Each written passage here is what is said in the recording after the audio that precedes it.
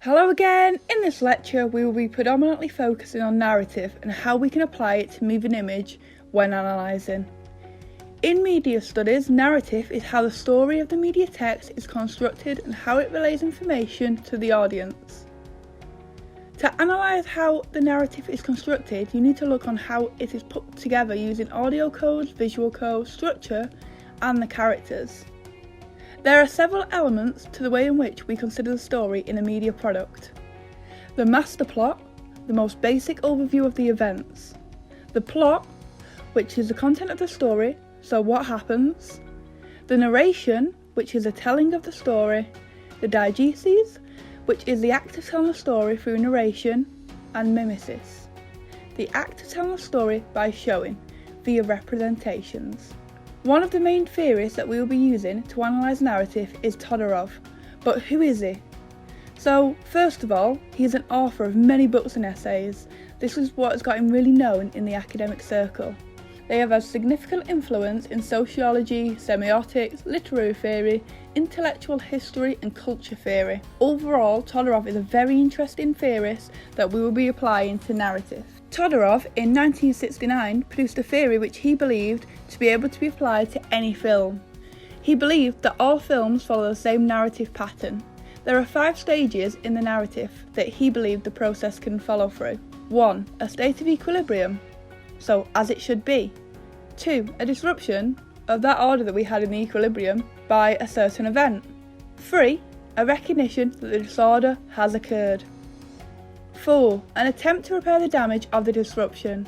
And finally 5. A return or restoration of a new equilibrium, because sometimes we don't have the same equilibrium that we started with. Stories can contain multiple disruptions, and many conventional narratives work on a series of complications that come from the initial disruption. This is very important when we're applying it to a long-form TV drama, as they will add complications after complications to the story for many hours, while an advert might move on quickly from the complications to the next stage in the narrative. But you may find it very difficult to apply this theory to all films and programmes. This is because this theory is most applicable to linear narratives. But what is the difference between a linear and non-linear narrative? Linear tells a story from start to end in the correct order, whereas with a non-linear narrative the order of the story can be more complicated, such as what we saw in The Missing, such as the end being at the beginning of the story or the story being told through flashbacks.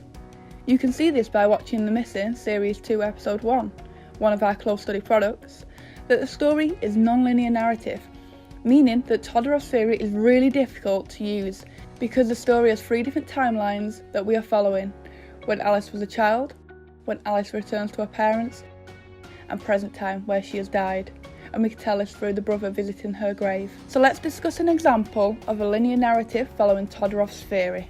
We will use the Simpsons movie as an example, as I'm sure you've all watched that one. If not, it's a good film to watch. The equilibrium in the Simpsons movie. So the equilibrium is where we see the norms of the world of the narrative. The norms will depend on the genre and the form which is being studied. But in the Simpsons movie, it is when Bart and Homer are playing dares and they are having fun, and Bart ends up naked in the Krusty Burger window and Homer teases him. Remember that media products can spend a very short amount of time setting up the equilibrium. This can be down to practical considerations such as time, which we will expect in advertising, or because it's assumed that the audience will want to move on to the next stage of the narrative as soon as possible. On the other hand, an extended equilibrium can introduce the characters and a situation to the audience before the equilibrium is disrupted. What do you think about The Simpsons? Is it a short or long equilibrium, and why? The disruption in The Simpsons movie. The disruption creates conflict and problems that need to be solved, and it is the heart of the story. Without the disruption, there would be no story to tell. For The Simpsons movie, it is when everyone is dumping in the lake, and as a result it gets polluted and it makes it so that no one else can dump there. However, Homer is in a rush for the donuts and he dumps his stuff in the lake.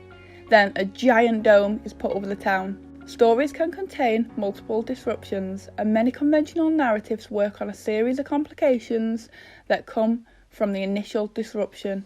A long-form TV drama, once again, such as The Missing, despite having a non-linear narrative, it will add complication after complication to the story for many hours, while an advert will move quickly on from the complication to the next stage of the narrative, usually to keep the attention of the audience. So the resolution: Homer and his family escape to Alaska and they decide to live there for a bit in peace and harmony. Next, the family decide to go back home to Springfield and they leave Homer behind, who doesn't want to help the town. The restored order is when Homer returns to Springfield and rides the motorbike up the dome with Bart and drops a bomb outside the dome and shatters the dome to pieces, and as a result, the order is restored. So finally, we return to the new equilibrium. This may not be exactly the same as the original, as the disruption and complications may have altered the world of the story that they live in. However, the problems are solved, and a new type of equilibrium we experience, again, depends on the type of media product.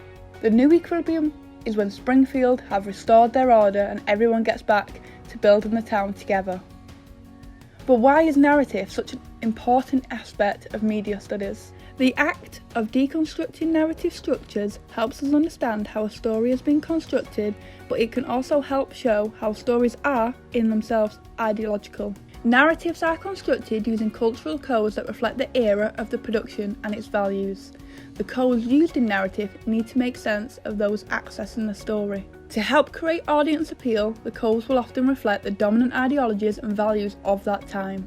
So what do you think of The Simpsons? Do you think it reflects the cultural and valuable times of when it was released? So have a look at some other TV shows, adverts, films, music videos. Do you think that the narrative that they chose to use reflects the cultural and values of that time? Hope this has been helpful. See you next time.